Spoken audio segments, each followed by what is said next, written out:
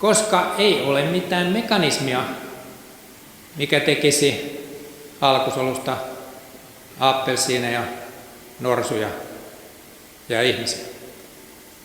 Te huomaatte, että tämä akateeminen luomiskertomus perustuu paljon uskonnollisiin väitteisiin.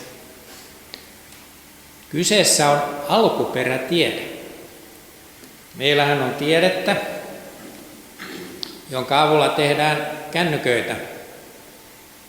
Se on kovaa insinööritiedettä, joka on laboratoriossa toistettavissa. Mutta sitten meillä on alkuperätiedettä, joka on oikeastaan tämmöisen tarinan keksimistä siitä, mitä on joskus tapahtunut. Se ei oikeastaan ole tiedettä, koska sitä ei voi toistaa laboratoriossa, se on tarina.